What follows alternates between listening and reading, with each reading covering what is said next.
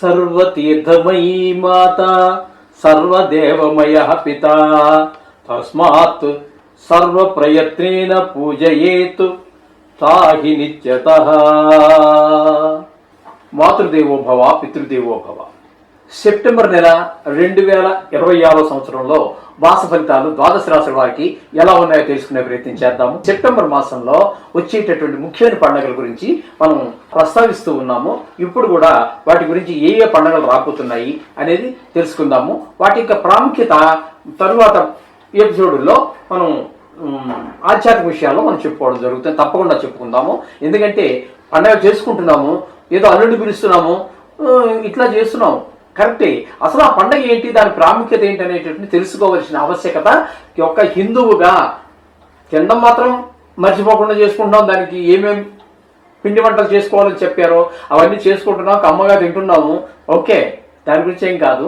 అయితే ఆ పండగ ఎందుకు చేసుకుంటున్నాం అనేది తెలియకుండా పండగలు అనేవి పిండి వంటలు చేసుకుని తినటానికి కాదు, ఆ పండగ యొక్క ప్రాముఖ్యత తెలుసుకోవడం కోసం మనం ఖచ్చితంగా వీడియో చేసుకుందాం. రైట్. ఇప్పుడు మీకు 3వ తారీఖు సెప్టెంబర్ శ్రీకృష్ణాష్టమి, అంటే శ్రీకృష్ణుడు పుట్టినటువంటి పర్వదినం. అలాగే 9వ తారీఖు మాస శివరాత్రి, అంటే ఈశ్వరుడికి అభిషేకం మనం ప్రతి నెలలోనూ చేసేటటువంటిది. ఓకే, ఒక రకంగా చెప్పాలి అంటే మహాశివరాత్రితో సమానమైనటువంటిది, దగ్గరగా సమానమైనటువంటిది. అటువంటి మాస శివరాత్రి ప్రతి నెలలో వస్తుంది. అది 9వ తారీఖు. ఇకపోతే సంవత్సరానికి ఒకసారి వచ్చి అఖిల మొత్తం భారతదేశం అంతా మాత్రమే కాకుండా అనేక దేశాలలో కూడా, హిందువులు ఉన్నటువంటి దేశాల్లో చేసుకుంటున్నటువంటి మహా పవిత్రమైన పండుగ వినాయక చవితి. అది 14వ తారీఖు సెప్టెంబర్. అలాగే దాని మరుసటి రోజే ఋషి పంచమి. ఈ ఋషి పంచమి అనేటటువంటిది మనం అందరూ దాన్ని అసలు ఇంచుమించుగా ఎవరు జరుపుకోవట్లేదు, కానీ దానికి ఉన్నటువంటి ఇంపార్టెన్స్, దానికి ఉన్నటువంటి ప్రాముఖ్యత గురించి కూడా మనం నెక్స్ట్ ఎపిసోడ్లో చేసుకుందాం. అది ఆధ్యాత్మిక విషయాల్లో చేసుకుందాం. అలాగే 27వ తారీఖు నుంచి మహాలయ పక్షాలు. ఇది కూడా సంవత్సరంలో ఒక్క 15 రోజులు మాత్రం వస్తుంది. అంటే చనిపోయినటువంటి మన వంశంలో మన రక్త సంబంధికులు అనాది కాలం నుంచి వస్తున్నటువంటి మన దేవతలు ఎవరైతే ఉన్నారో వారి అందరికీ కూడా ఒక శాశ్వత పుణ్యలోకాలు ఉండాలి అనేటటువంటి ఉద్దేశంతో మనం వాళ్ళకి ఈ మహాలయ పక్షం అనేటటువంటిది జరుపుతూ ఉంటాము. నిజానికి నేనే ఉన్నానండి, నేను మా తల్లి గారికి మా తండ్రి గారికి నా భార్యకి మాత్రమే నేను పెట్టడానికి అర్హుణ్ణి అవుతాను. మిగతా మా అన్నలు చేసుకోవడానికి, మా మేనమామలు, మా మేనత్తలు, అలాగే మా అమ్మ తరఫు వాళ్ళు, వీళ్ళెవ్వరికీ చేయడానికి నాకు అర్హత లేదు. కానీ వాళ్ళ పిల్లలు చేసుకుంటారు. కానీ ఇటువంటి మహాలయ పక్షాల్లోనూ పుష్కరాలలోనూ కొన్ని పవిత్ర క్షేత్రాల్లోనూ వీళ్ళందరికీ పెట్టేటటువంటి సాంప్రదాయం మన హిందూ సాంప్రదాయంలో చెప్పబడింది. కాబట్టి అటువంటి మన పెద్దలందరికీ కూడా అందరినీ తలుచుకునే ఒక కృతజ్ఞత తెలియపరుచుకునేటటువంటి అవకాశం ఈ మహాలయ పక్షాల్లో మనకి వస్తుంది. ఇవన్నీ కూడా సెప్టెంబర్ నెలలో వచ్చేటటువంటి ఇంపార్టెంట్ పండుగలు. వీటి గురించి మనం సెపరేట్గా తప్పకుండా మనం వీటిలో చెప్పుకుందాం. తులారాశి వారికి సెప్టెంబర్ నెల 2026 సంవత్సరంలో గోచార ఫలితాలు ఏ విధంగా ఉంటాయో శాస్త్రీయంగా తెలుసుకునే ప్రయత్నం చేద్దాము. ఇక్కడ తులారాశి వారికి శుక్ర భగవానుడు 28 రోజుల పాటు తులలోనే సంచారం చేస్తూ ఉన్నారు, జన్మంలోనే. మరి మిగతా 2 రోజులు వ్యయ స్థానమైనటువంటి కన్యారాశిలో సంచారం చేస్తున్నారు. ఇక్కడ మనం చెప్పుకోవాల్సినటువంటి విశేషం ఏంటంటే వ్యయస్థానంలో గోచార రీత్యా అనుకూలించేటటువంటి ఏకైక గ్రహం ఏదైనా ఉందంటే అది ఒక్క శుక్రుడు మాత్రమే. కాబట్టి ఇప్పుడు శుక్రుడు 2 రోజులు వ్యయ స్థానంలో ఉన్నారు. అది కూడా మనకి సుఫలితాన్ని ఇస్తుంది. అనవసరమైన ఖర్చులు కానీ ధన నష్టం కానీ ఏమి జరగదు. ఇకపోతే జన్మంలో 28 రోజుల పాటు ఉంటున్నారు కాబట్టి ఇక్కడ మీకు మంచి ప్రవర్తన, మంచి ఆలోచన, అలాగే మీకు ఈ 12వ స్థానంలో ఉండటం వల్ల ధన లాభం వచ్చేదాన్ని కూడా సూచిస్తూ ఉండాలి వ్యయ స్థానంలో శుక్రుని యొక్క సంచారం. కాబట్టి మీరు ఈ నెలలో షేర్ మార్కెట్లో పెట్టుబడి పెట్టడానికి ఏమాత్రం సంశయించవలసిన పని లేదు. అలాగే ఈ కళలను వృత్తిగా చేసుకుని జీవించేటటువంటి వారు, సినిమా రంగం వారు కావచ్చు, టీవీ రంగం వారు కావచ్చు, లలిత కళలకు సంబంధించి ఎవరైనా సరే వారందరూ కూడా తప్పకుండా వీళ్ళందరికీ రాణిస్తారు. జన్మల్లో కాబట్టి తప్పకుండా రాణిస్తారు. మంచి ప్రవర్తన, మంచి ఆలోచన, మంచి ఆయన కూడా గురువు అంతటి వాడు కాబట్టి మన ఆలోచన ధోరణి కూడా బాగుండేటువంటి అవకాశం ఉంటుంది. ఇకపోతే ఈ తులారాశి వారికి పంచమ స్థానంలో రాహుగ్రహ సంచారం జరుగుతుందండి. ఇది శుభ పరిణామములు ఇవ్వదు. ముఖ్యంగా సంతానం మీద దుష్ప్రభావం చూపిస్తుంది. వాళ్ళకి ఆటలు, చదువు మీద శ్రద్ధ తగ్గటము, గాయాలు, చెడు స్నేహాలు, వయసును బట్టి.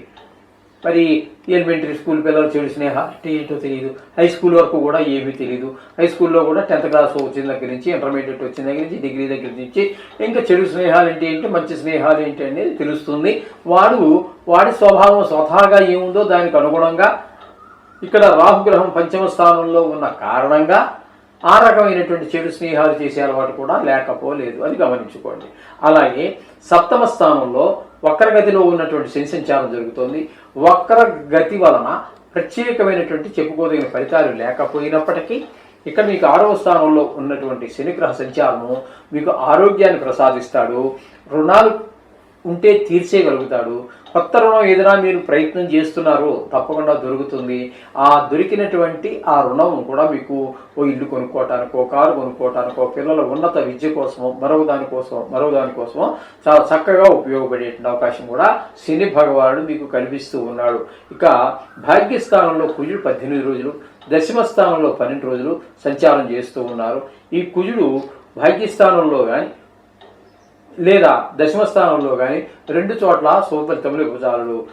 ఇక్కడ భాగ్యస్థానంలో ఉన్నప్పుడు తండ్రి గారి ఆరోగ్య విషయంలోను, వాహనకు సంబంధించిన విషయాల్లోనూ, ఈ గుళ్ళు గోపురాలు తిరగటం విషయంలోనూ మీకు కొన్ని ఇబ్బందులు ఎదురవుతూ ఉంటాయి.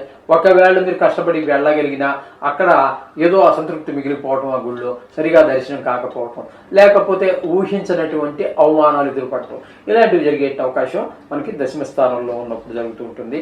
ఇకపోతే దశమ స్థానంలో వచ్చిన తర్వాత 12 రోజులు కూడా వృత్తికి సంబంధించినటువంటి అవరోధాలు తప్పకుండా కలుగుతాయి.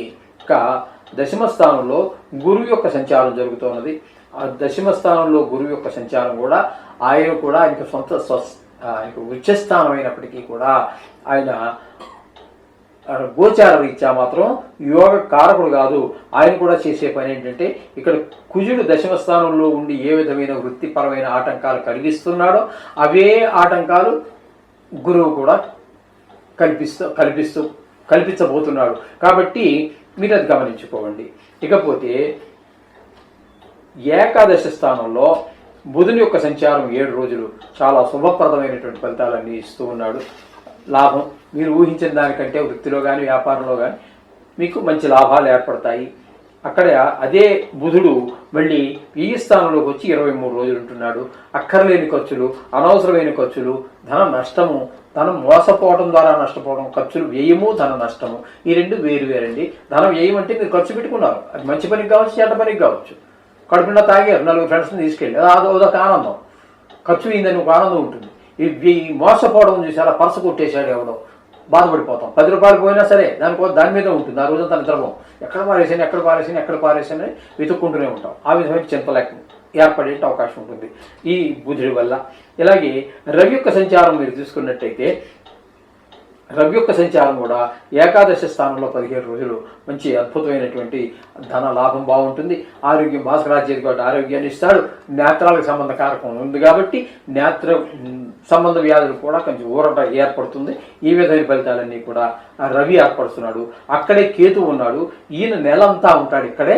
కాబట్టి కేతు కూడా మీకు మంచి లాభాన్ని ఇస్తూ ఉంటాడు. మీరు ఊహించిన లాభానికంటే మరి ఊహించిన లాభాలు, అటువంటి లాభాలు కూడా మనకి ఇక్కడ 3 గ్రహాలు అంటే బుధుడు 7 రోజులు, రవి 17 రోజులు, అలాగే కేతు నెలంతా, ఇవన్నీ కూడా మీకు అనుకూలమైన ఫలితాలు. ఏకాదశ స్థానంలో ఉన్న గ్రహాలన్నీ కూడా అనుకూలమైనటువంటి ఫలితాలు ఇస్తూ ఉంటాయి. ఇక ఏ స్థానంలోకి వచ్చిన తర్వాత మీకు శుక్రుడు రవి గురించి మనం చెప్పేసుకోవడం జరిగింది. రవి గురించి కూడా మనం చెప్పుకోవడం జరిగింది. బుధు గురించి కూడా రవి జరిగింది. అయితే మొత్తం మీద అన్ని గ్రహాలకి చెప్పుకున్నాము.